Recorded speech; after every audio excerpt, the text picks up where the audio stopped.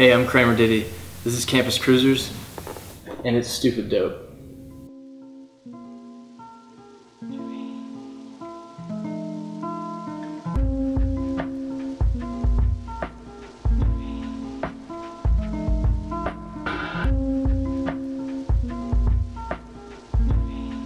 You're not allowed to skateboard on a lot of sidewalks. They want you to do it in the street. But if you do it in the street, then you're considered like a cyclist or a vehicle, so you need to have lights. So I created this. This board is perfect for fitness transportation, riding from point A to point B as fast as possible. And that's riding to work, riding to school, riding to your friend's house, riding to the liquor store, doing whatever you need to do as efficiently as possible. I was in college and I had a lot of trick skate decks, and I started cutting them down so I could make cruiser boards out of them because the nose and tails would be torn up. And the college that I was going to had brick roads, so I had to have large 76mm wheels. These are probably 70, so a smaller wheel, but this is a really small deck. These are 76. This is the larger deck that I've been creating.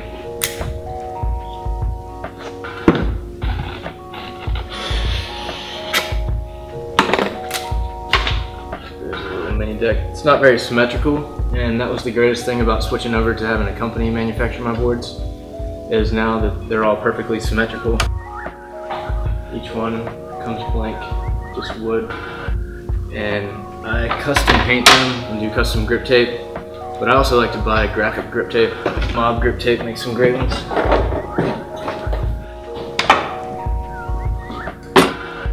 These are my two favorite graphic grips, the unicorn and the cat. Some more graphic grip. Here's one of the paint textures that I do. It's mostly just metallic spray paint and black splatter. I'm not the greatest artist.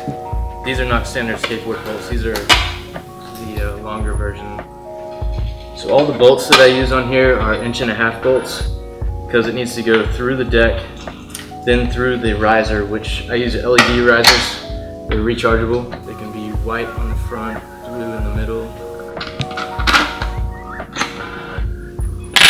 When I was first making boards, it took me about 3 or 4 hours, but now I can make them in about an hour. Paint 2 or 3 colors on it, then sand the edges off to clean it up, the edge, and then spray the enamel down on top so this waterproofs the deck.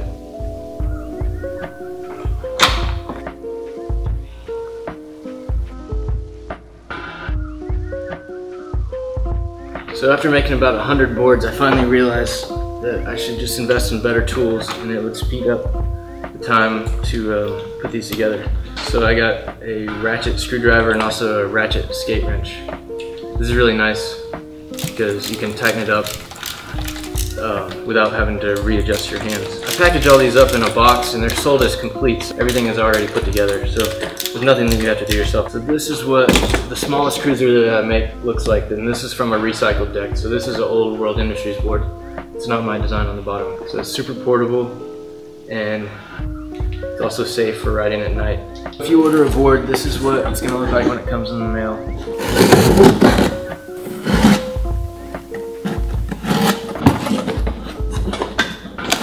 Grab the charger off of here. This is what charges your lights. Each board only comes with one charger. So this is one of the custom painted cruisers that I've made. Green paint, black splatter, yellow wheels, 76mm, ABEX 7 bearings, oversized trucks which are wider than normal trucks. This is an 8-inch wide board. It's always important to have lights when you're commuting in the road. After class I'll get out late at night and I really like to have some lights on my skateboard just like I have lights on my bike. And any bicycle has to have lights on their bike at night legally, so I think a skateboard should too if you're trying to be respected as a commuter.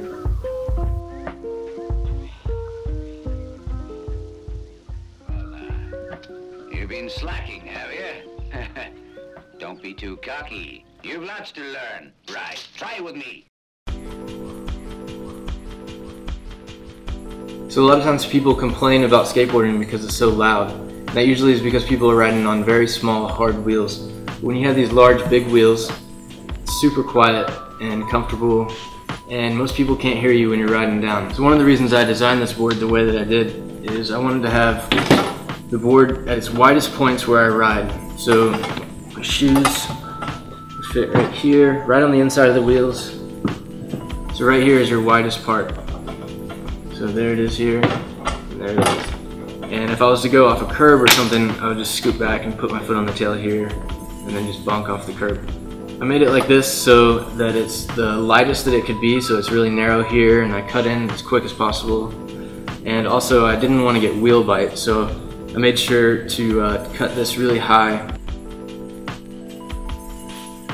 If the board does give, it has a little extra room so it won't bite. So if you're really going to use your skateboard for transportation, this is the best option. You got the rechargeable LED light risers. So it's best to charge these LED lights from 12 to 24 hours, and then it'll last you about 48 hours without turning them off. So you don't have to take the trucks off to put new batteries in. You just keep the same batteries and charge it with the AC adapter that's right here. It's only 2 feet long.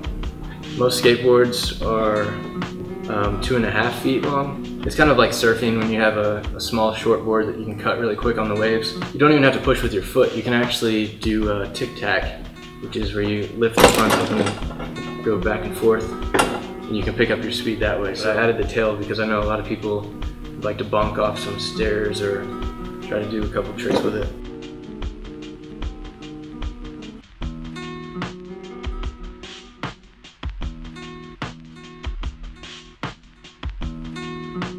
So a real inspiration for these boards is my friend Taj.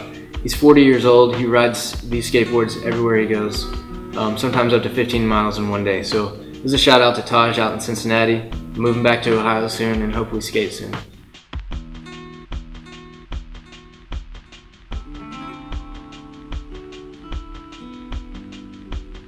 Alright, so online these boards are $140, that's with free shipping. So check these out on campuscruisers.bigcartel.com. And also like the Facebook page, facebook.com/campuscruisers, yo.